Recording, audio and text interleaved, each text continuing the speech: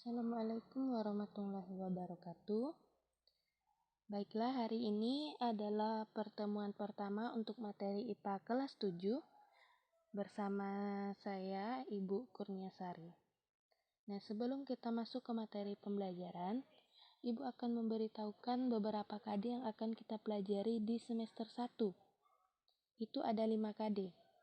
3 KD-nya bisa kalian membaca. Kemudian kita lanjut. Ini KD selanjutnya.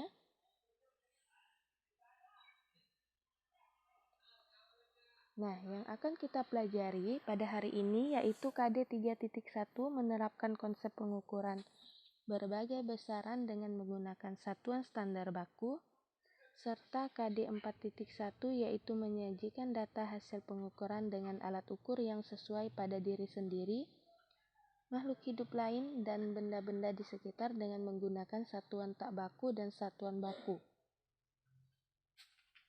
Yang akan kita pelajari hari ini yaitu tentang objek IPA dan pengamatannya.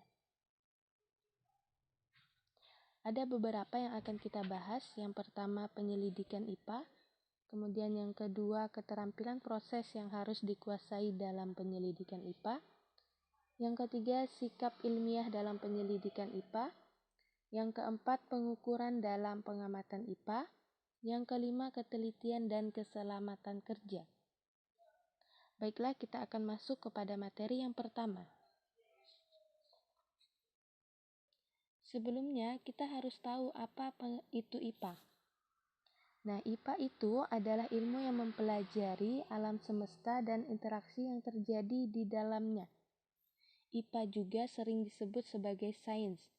Sains itu berasal dari bahasa Latin yaitu scientia, yang berarti pengetahuan. IPA itu terbentuk dari proses penyelidikan yang terus-menerus mengenai gejala alam atau peristiwa alam dan segala hal yang terlibat di dalamnya. Misalnya, gejala makhluk hidup yang tumbuh dan berkembang, reproduksi, serta makhluk hidup yang bergerak, atau bisa saja gejala angin yang bertiup, gunung api yang meletus, air sungai yang mengalir, dan lain-lain.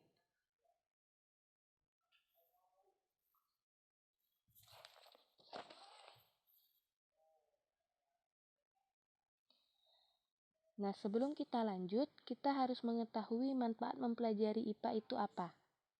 Bisa kalian lihat, yang pertama itu kita memahami berbagai hal di sekitar kita. Yang kedua, meningkatkan kualitas hidup. Kemudian yang keempat, dengan belajar IPA, kita mampu untuk menyelesaikan masalah, berpikir logis, serta sistematis.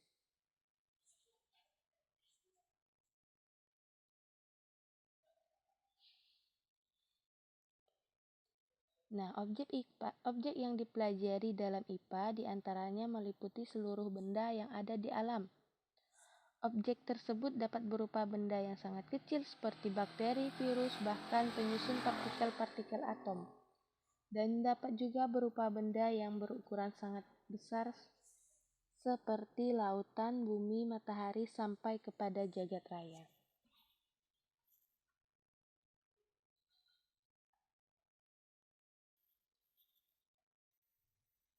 Nah, pengamatan dan penyelidikan merupakan cara yang kita lakukan untuk mempelajari IPA.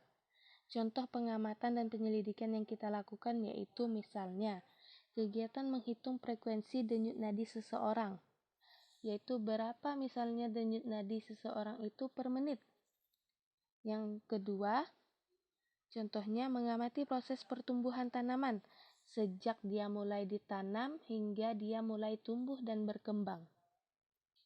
Itu adalah salah satu contoh pengamatan dan penyelidikan yang kita lakukan untuk mempelajari IPA. Kita lanjut. Ada beberapa keterampilan proses dalam IPA. Yang pertama yaitu keterampilan proses dasar sains atau basic skills. Nah, basic skill ini terdiri dari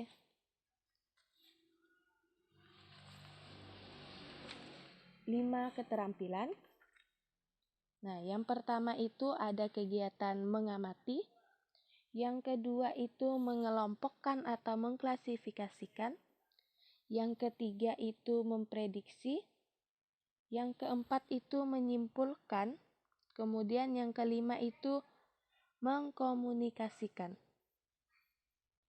Baiklah, kita akan bahas kegiatan yang pertama, yaitu mengamati. Nah, keterampilan mengamati ini merupakan kemampuan mengamati objek-objek dan fenomena alam menggunakan panca indera, termasuk melakukan pengukuran dengan alat ukur yang sesuai. Tujuan dari mengamati ialah untuk mengumpulkan data dan informasi. Nah, kegiatan mengamati ini terdiri dari 6 hal. Ini sesuai dengan panca indera yang kita miliki. Yang pertama, melihat. Nah, melihat merupakan jenis pengamatan menggunakan indera penglihatan yaitu mata untuk mengetahui bentuk, penampakan atau wujud, warna suatu objek dan peristiwa. Misalnya, ketika kita melihat bunga, kita akan melihat bentuk daun, warna bunga, kemudian wujud bunga, bagaimana bunga tersebut tumbuh dan berkembang. Nah, itu adalah hasil dari keterampilan melihat. Yang kedua, yaitu keterampilan mendengar. Mendengar merupakan jenis pengamatan menggunakan indera pendengar yaitu telinga untuk mengetahui bunyi atau suara suatu objek. Misalnya kita mendengar suara ayam berkokok. Nah, itu adalah keterampilan dari mendengar. Yang ketiga, ada keterampilan mencicipi. Mencicipi merupakan jenis pengamatan menggunakan indera pengecap atau lidah untuk mengetahui rasa suatu objek. Yang paling sering kita lakukan ialah mencicipi makanan. Misalnya kita bisa mengecap rasa manis, kemudian bisa mengecap rasa pahit, dan lain-lain. Selanjutnya, ada keterampilan meraba. Keterampilan meraba ini merupakan jenis pengamatan menggunakan indera kulit untuk mengetahui keadaan panas atau dingin, serta tekstur kasar atau halus suatu objek. Misalnya kita akan menentukan tekstur dari lantai. Nah, itu bisa kita raba menggunakan tangan, apakah lantainya itu halus ataupun kasar.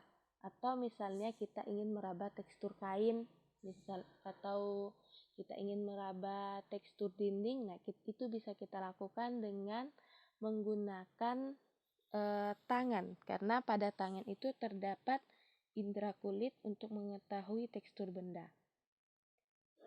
Yang kelima, itu ada keterampilan mencium.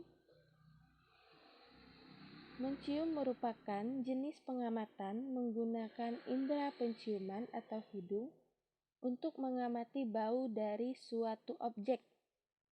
Nah, itu bisa kita lakukan pada banyak hal, misalnya mencium bau makanan, mencium bau bunga, kemudian mencium bau yang ada di sekitar kita, bau wangi, bau busuk. Selanjutnya,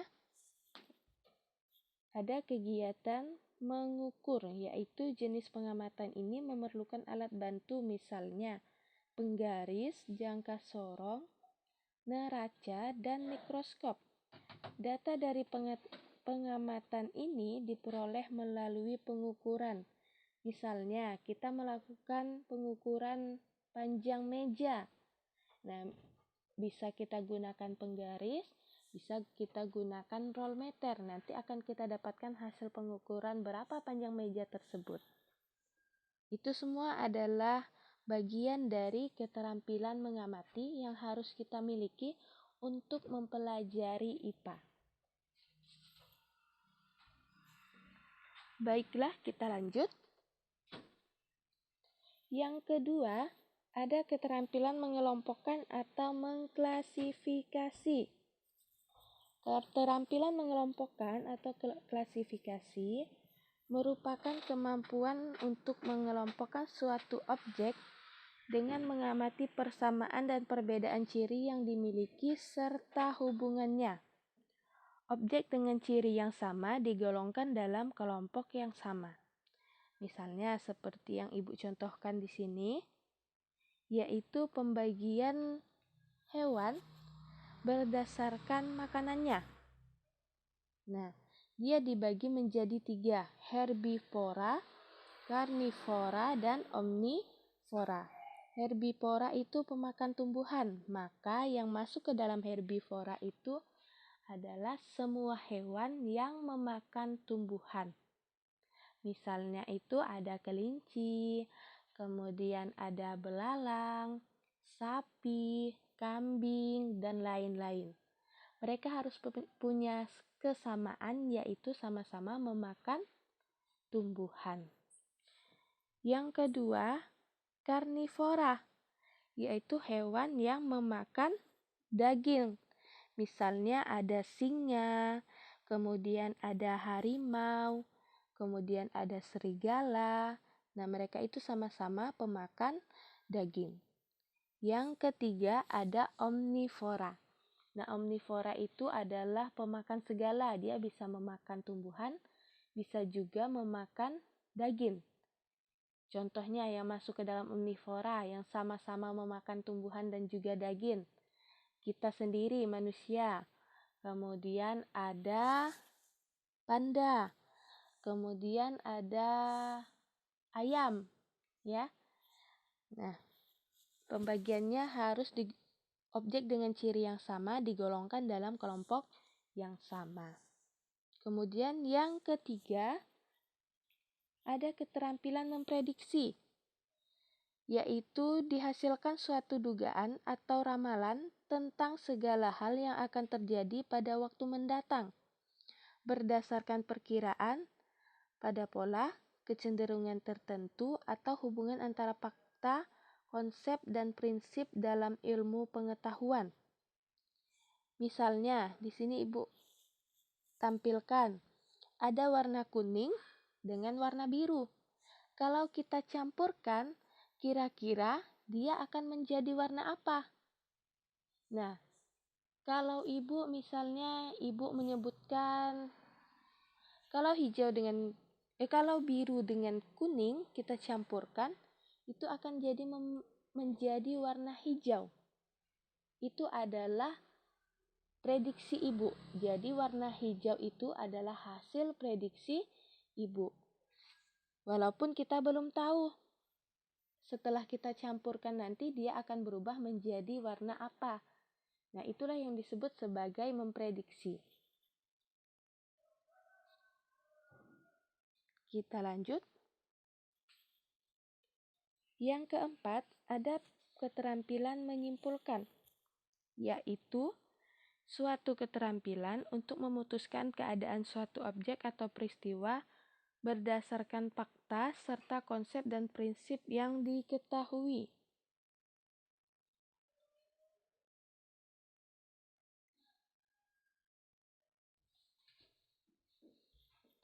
Misalnya, ketika kamu mengamati sebatang tumbuhan, kemudian tumbuhan itu warnanya pucat, kemudian daunnya itu kuning, kemudian daunnya juga mulai berjatuhan, rantingnya itu layu. Nah, kita dapat menyimpulkan bahwa tanaman itu akan segera mati. Nah, itu adalah salah satu kemampuan keterampilan menyimpulkan berdasarkan pengamatan-pengamatan yang sudah kita lakukan. Atau misalnya kita melihat satu buah pohon yang besar. Kemudian pada musim panas tiba-tiba pohon tersebut menggugurkan banyak sekali daunnya. Nah, berdasarkan hasil pengamatan yang kita lakukan, kita dapat menyimpulkan bahwa pohon tersebut menggugurkan daunnya agar mengurangi penguapan karena sekarang sedang terjadi musim kemarau. Itu juga salah satu kegiatan menyimpulkan yang bisa kita lakukan berdasarkan hasil pengamatan yang kita lakukan. Kita lanjut, yang terakhir itu adalah mengkomunikasikan. Mengkomunikasikan hasil penyelidikan baik ditulis atau diucapkan atau dapat pula dalam bentuk lisan maupun tulisan. Penyampaian informasi dalam ilmu pengetahuan dapat disajikan dalam bentuk kata-kata yang ditulis atau diucapkan atau dapat pula dalam bentuk grafik, bagan, peta, lambang-lambang, diagram, persamaan matematik, dan demonstrasi. Ya, mengkomunikasikan itu artinya kita menyampaikan hasil yang kita dapat itu kepada orang lain. Baik itu kita dengan cara berbicara, menyampaikan gambar, kemudian menyampaikan tulisan, dan lain-lain, agar bisa dipahami oleh orang lain.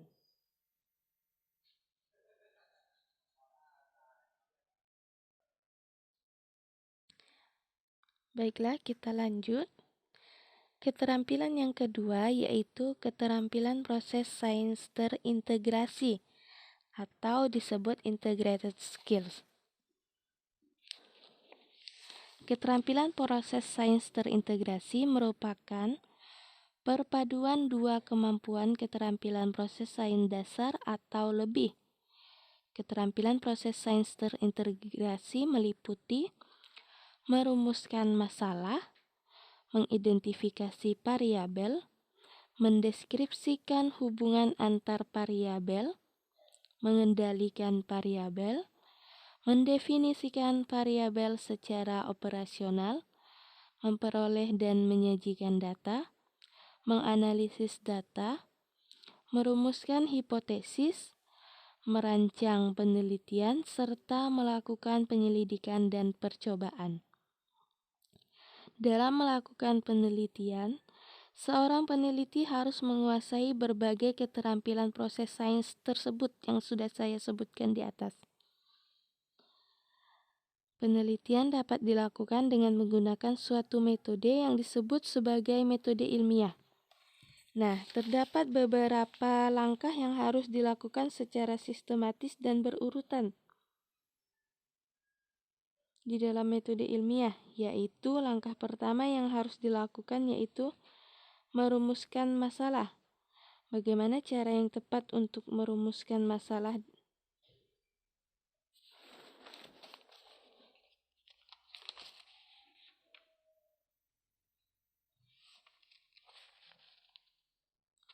Kita bisa merumuskan masalah dari berbagai hal, misalnya berdasarkan gambar, kemudian berdasarkan peristiwa. Misalnya ada peristiwa kebakaran hutan yang sangat hebat. Nah, kita bisa merumuskan masalah misalnya, mengapa terjadi kebakaran hutan yang sangat hebat? Apa penyebabnya? Nah, itu adalah salah satu rumusan masalah. Kita lanjutkan.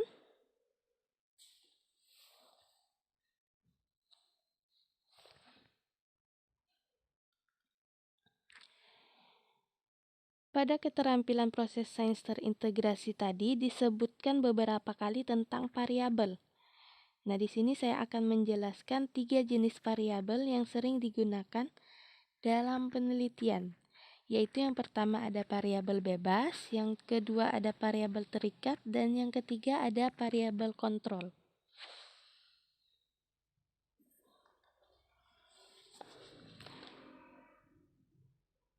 Variabel penelitian adalah segala sesuatu yang menjadi objek pengamatan dalam suatu penelitian.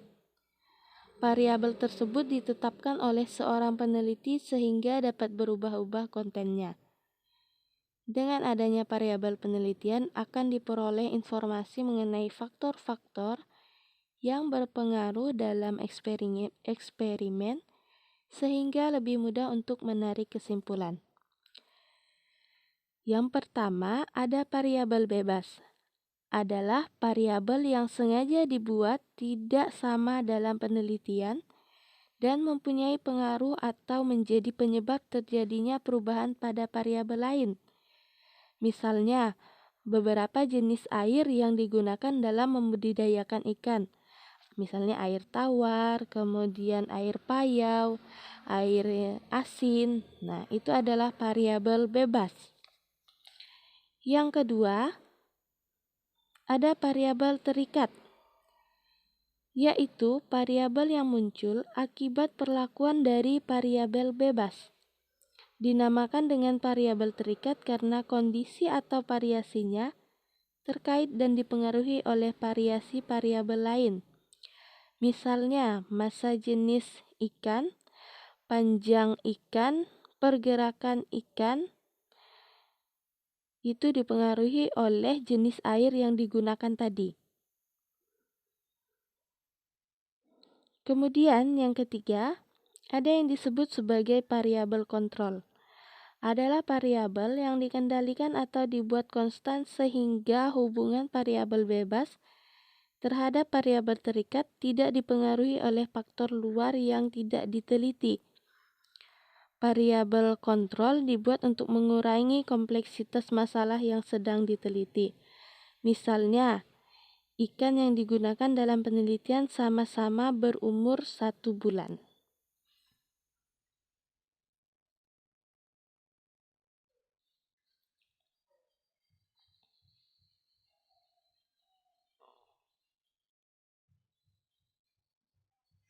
Baiklah, kita lanjut. Selain dari keterampilan, yang harus kita miliki untuk mempelajari IPA yaitu sikap ilmiah.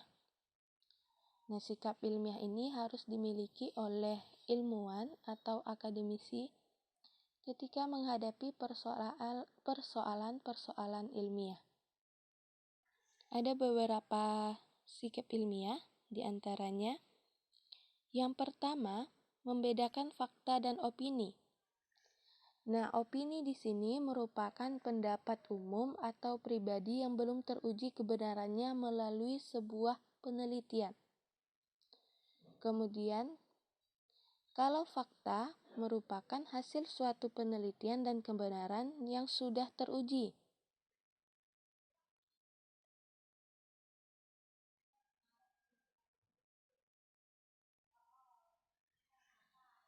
Nah, yang kedua, ada sikap keberanian untuk mencoba. Rasa ingin tahu tentang sesuatu tidak akan pernah terwujud tanpa keberanian untuk mencoba. Kita harus berani mencoba untuk menjawab berbagai pertanyaan yang ada di pikiran kita. Namun, kita harus tetap menggunakan metode ilmiah ketika melakukan penelitian untuk mencari jawaban. Yang ketiga yaitu kejujuran. Seorang peneliti atau ilmuwan harus jujur dalam mengambil dan mengolah data. Tidak ada pemalsuan atau manipulasi dalam pengambilan data meskipun hasilnya tidak sesuai dengan harapannya. Kesalahan dalam sebuah penelitian dapat menimbulkan kerugian, baik secara moral maupun material, apalagi jika kesalahan ini diakibatkan oleh ketidakjujuran dalam pencatatan dan pengolahan data sesuai suatu penelitian. Misalnya, ketika kamu disuruh melakukan pengamatan oleh guru, disuruh untuk mengukur meja. Nah, misalnya ukuran meja sebenarnya itu adalah 1 meter. Tapi ketika kamu mengukur, yang terukur hanya 85 cm misalnya. Berarti yang harus kamu laporkan kepada guru itu adalah yang kamu ukur yang sebenarnya, yang 85 cm. Tidak boleh kita mengubah-ubah hasil pengamatan.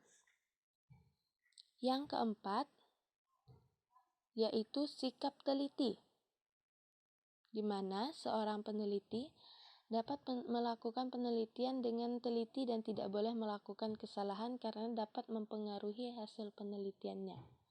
Walaupun berbeda 0,1 cm itu harus tetap kita hitung, harus tetap kita lakukan dengan sebaik-baiknya. Kemudian, yang kelima, ada sikap selalu ingin tahu. Seseorang yang mempunyai sifat ingin tahu biasanya banyak bertanya. Keingintahuan dan minat atas segala sesuatu merupakan salah satu dasar ditemukannya konsep, teori, dan hukum dalam bidang sains. Nah, banyaknya teori dan hukum yang kita pelajari ini yang ditemukan oleh para ilmuwan itu dikarenakan mereka selalu ingin tahu bagaimana lampu itu hidup, maka ditemukanlah sebuah lampu, ya. Kemudian yang keenam, yaitu sikap objektif. Seorang peneliti dalam mengemukakan hasil penelitiannya tidak dipengaruhi oleh perasaan pribadinya, tetapi harus berdasarkan kenyataan atau fakta yang ada. Misalnya, di tokoh A, makanannya itu merupakan makanan sehat, tetapi tidak kamu sukai. Kemudian di tokoh B, makanan yang dijual itu makanan yang kurang sehat, tetapi kamu sukai. Nah, ketika kamu melaporkannya, apa yang harusnya kamu lakukan? Sikap objektif itu artinya kita menentukan sesuatu berdasarkan fakta yang ada. Berarti yang akan kita laporkan tetap tokoh A yang memiliki makanan yang sehat walaupun kita tidak suka.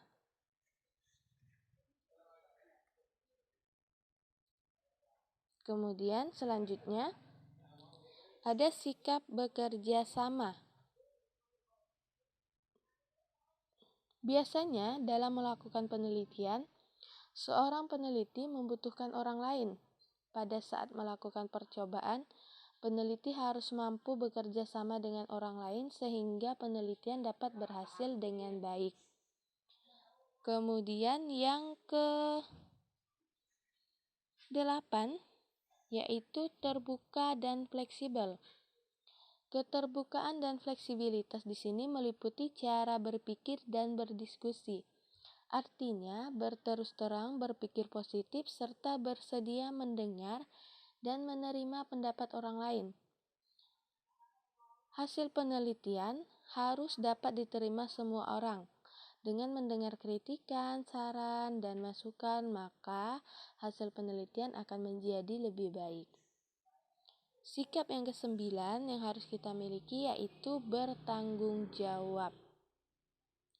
Nah, dalam melakukan penelitian, seorang peneliti harus dapat bertanggung jawab terhadap hasil penelitiannya, baik secara ilmiah maupun moral. Ia juga harus yakin bahwa hasil penelitiannya dapat dipertanggungjawabkan. Selain itu, keselamatan tim dan pelestarian alam juga menjadi tanggung jawabnya. Sikap yang ke-10 yaitu ulet, gigih, dan disertai yakin. Untuk mencapai cita-cita diperlukan keuletan, kegigihan, dan keyakinan, dan kerja keras. Demikian juga dalam melakukan penelitian. Kita tidak boleh cepat berputus asa. Jika kita gagal dalam suatu penelitian, kita harus segera mencari penyebab kegagalan itu. Dengan belajar dari kegagalan, kita akan segera mendapatkan kesuksesan. Ingat, hanya keuletan, kegigihan, dan keyakinan yang akan membuahkan kesuksesan. Nah, sikap terakhir yang harus kita miliki yaitu mensyukuri karunia Tuhan, di mana kita sebagai umat beragama percaya bahwa alam ini merupakan ciptaan Tuhan.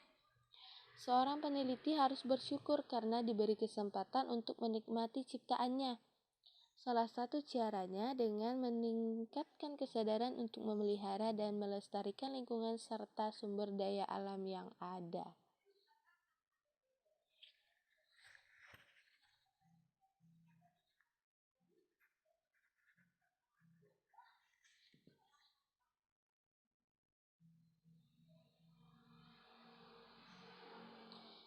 Kita telah mempelajari berbagai keterampilan dan sikap ilmiah yang diperlukan untuk mempelajari IPA. Dengan keterampilan tersebut, kamu dapat mengetahui cara menghubungkan beberapa fakta untuk membuat suatu penafsiran atau kesimpulan. Oleh karena itu, pelajarilah IPA dengan tekun dan baik. Dengan mempelajari IPA, kamu akan mampu memahami berbagai hal yang ada di sekitarmu, berpikir dengan logis dan sistematis, serta menyelesaikan masalah dan meningkatkan kualitas hidup.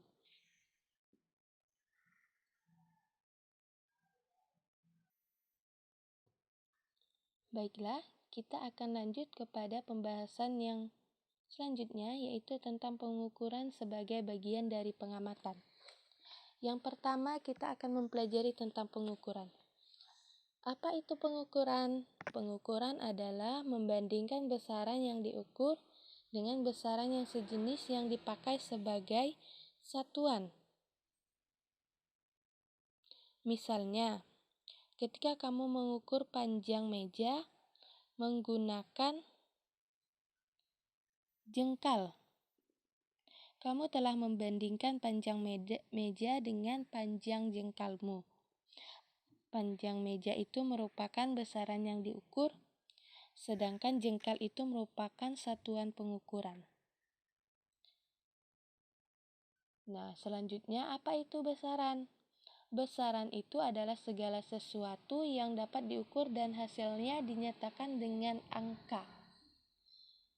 Kemudian apa itu satuan? Nah, satuan itu adalah standar ukuran dari suatu besaran. Kalau tadi kita mengukur panjang meja menggunakan jengkal. Nah, kemudian sekarang misalnya kita mengukur panjang meja menggunakan penggaris atau meteran. Didapatlah panjang meja itu 1,5 meter. Yang disebut sebagai besaran itu adalah panjang. Ya, besaran itu adalah panjang meja. Kemudian hasil pengukurannya itu adalah 1,5. Nah, sedangkan satuan yang digunakan itu adalah meter, ya.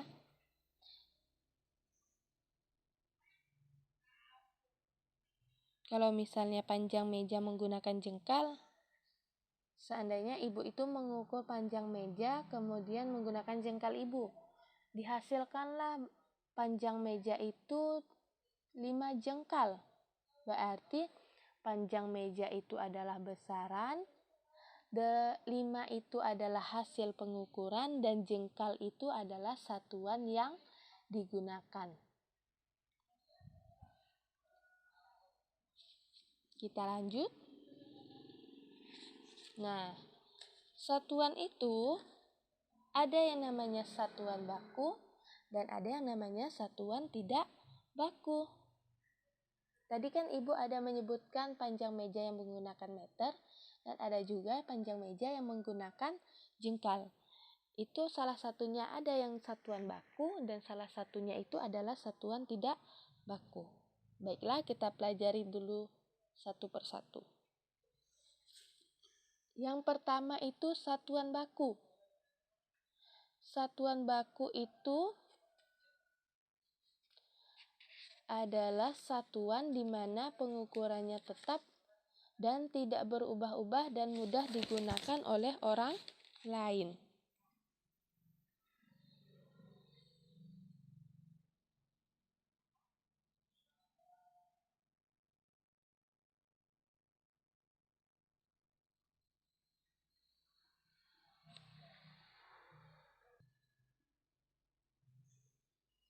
Nah, satuan baku itu juga biasa disebut sebagai satuan yang disepakati. Di antaranya yaitu satuan meter, kilogram, sekon. Itu adalah salah satu contoh satuan baku. Alasannya dalam pengukuran menggunakan satuan baku yaitu pengukurannya tetap dan tidak berubah-ubah dan mudah digunakan oleh banyak orang. Yang kedua, ada satuan tidak baku. Satuan tidak baku itu adalah satuan yang memiliki nilai berbeda-beda dan tidak diakui secara internasional. Jadi hanya diketahui oleh orang-orang tertentu. Kalau misalnya kita bawa keluar daerah atau ke luar negeri, orang itu tidak akan tahu satuan tersebut. Misalnya satuan jengkal, depa, hasta, kaki, tombak. Nah, itu adalah contoh dari satuan tidak baku. Nah, pada gambar itu ada gambar jari. Nah, itu biasanya disebut sebagai satuan jengkal.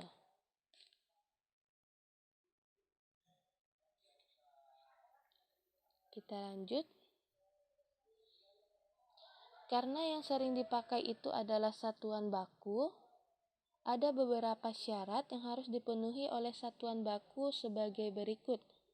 Yang pertama, mempunyai nilai yang tetap. Misalnya 1 meter ketika berada di Sambas, ketika kita bawa ke Pontianak, maka nilainya itu tetap sepanjang 1 meter. Jadi sama, misalnya bentuk ukuran sebuah pita itu 1 meter di Sambas, kita beli 1 meter di Pontianak, ketika kita samakan ukurannya, maka ukuran pita tersebut akan sama, karena nilainya itu tetap. Yang kedua, mudah ditiru dan ditiadakan kembali sebagai satuan yang sama. Yang ketiga, dapat digunakan oleh semua orang di seluruh dunia. Jadi, kalau kamu ke luar negeri, misalnya ke Inggris, ke Amerika, ke Malaysia, maka ukuran tersebut bisa dipakai karena orang di luar negeri juga mengetahui ukuran tersebut. Makanya satuan baku yang digunakan yaitu sistem internasional karena berlaku di seluruh dunia.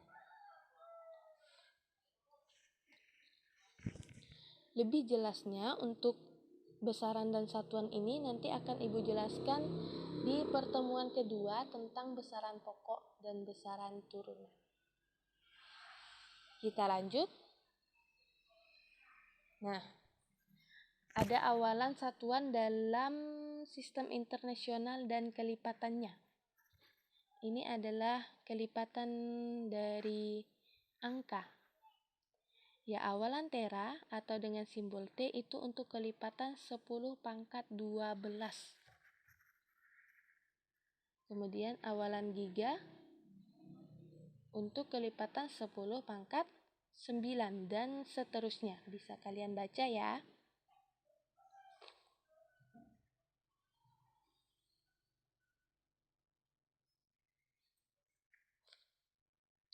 Kita lanjut.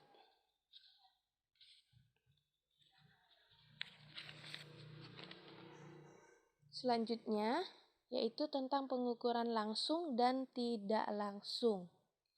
Jadi, jenis pengukuran itu ada 2. Ada pengukuran langsung dan tidak langsung. Nah, di sini ada gambar penggaris, kemudian ada gambar seseorang menggunakan tali, kemudian ada gambar roll meter atau meteran. Kita masuk ke pengukuran tidak langsung. Pengukuran tidak langsung adalah pengukuran yang membutuhkan proses minimal 2 langkah untuk mengetahui hasil yang diukur. Nah, pada gambar ada seseorang yang mengukur diameter batang menggunakan tali. Kemudian, tali tersebut diukur lagi menggunakan penggaris, barulah dapat hasil pengukuran berapa diameter batang tersebut. Karena membutuhkan proses lebih dari 2 kali, maka itu disebut sebagai pengukuran tidak langsung. Jadi perlu proses lebih dari 1 kali untuk menghasilkan hasil pengukuran. Kemudian di sebelahnya itu ada gambar meteran. Nah, jika seseorang itu mengukur diameter tumbuhan menggunakan meteran dengan melingkarkan meteran ke batang tumbuhan itu, maka akan langsung didapatkan hasilnya kan, berapa meter misalnya. Nah, itu adalah pengukuran langsung.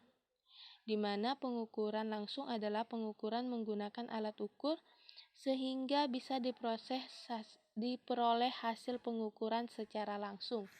Jadi satu kali saja langkah yang kita lakukan sudah kita dapat hasil pengukuran. Itu disebut sebagai pengukuran langsung. Jadi ada pengukuran tidak langsung dan ada pengukuran langsung.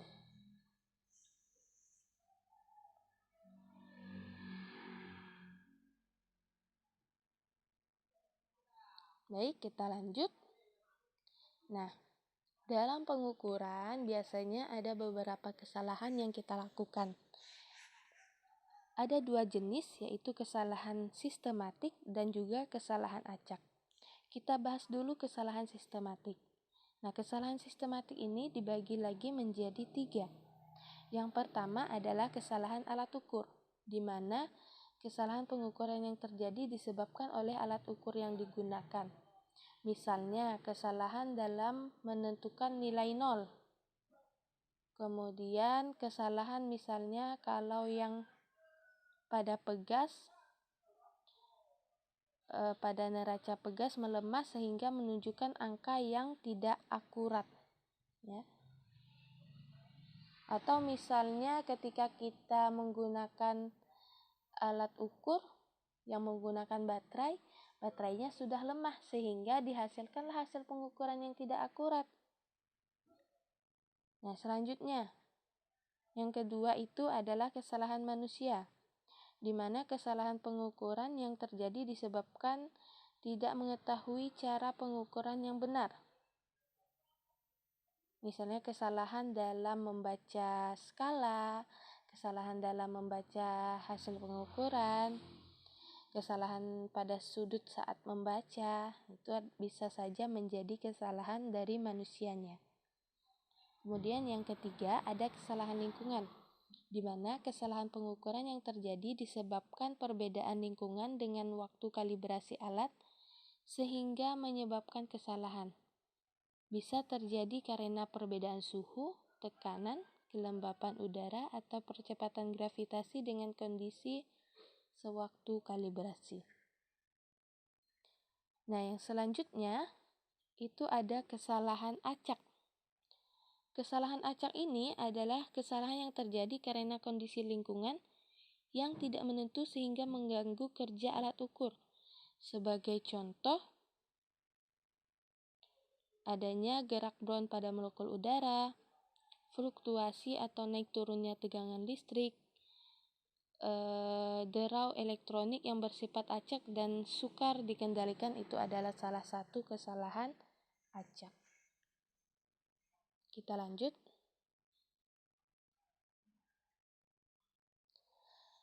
Dalam melakukan pengukuran, pengamatan maupun penyelidikan, kita memerlukan ketelitian dan juga keselamatan kerja.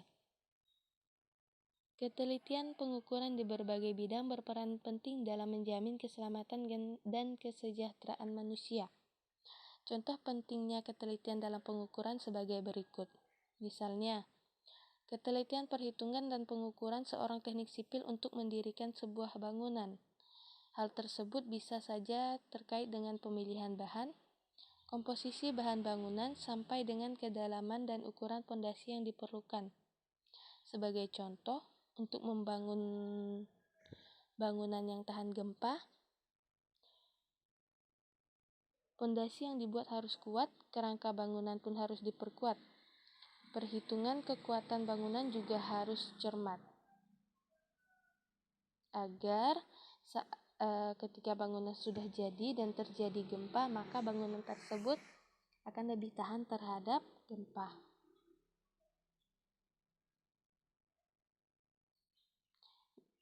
Contoh lainnya misalnya pembuatan jalan raya yang juga membutuhkan ketelitian. Apabila komposisi bahan-bahan tidak sesuai dengan aturan, maka jalan raya akan cepat rusak. Jalan yang berlubang sangat membahayakan keselamatan pengguna jalan.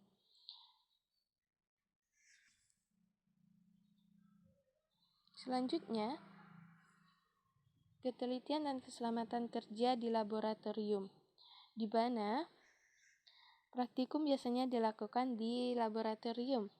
Ketelitian dalam pengukuran harus diperhatikan karena berhubungan dengan hasil yang akan diperoleh. Keselamatan kerja di laboratorium juga perlu diperhatikan. Di dalam laboratorium terdapat peralatan maupun bahan-bahan yang berbahaya. Oleh karena itu, peserta didik harus berhati-hati dalam melakukan percobaan. Lakukan kegiatan sesuai prosedur kerja yang telah ditetapkan dalam buku praktikum. Patuhilah peraturan atau tata tertib yang ada di laboratorium sekolah, agar tidak terjadi hal-hal yang tidak diinginkan. Karena apa yang ada di laboratorium itu bisa sangat berbahaya kalau kita sembarangan. Ya. Nah, itu adalah yang kita pelajari hari ini. Sekian yang dapat Ibu sampaikan. Jika ada salah bicara atau misalnya kesalahan dalam menjelaskan, Ibu mohon maaf. Nanti kita akan membuka sesi diskusi. Silahkan ditanyakan hal-hal yang kurang dimengerti. Sekian. Assalamualaikum warahmatullahi wabarakatuh.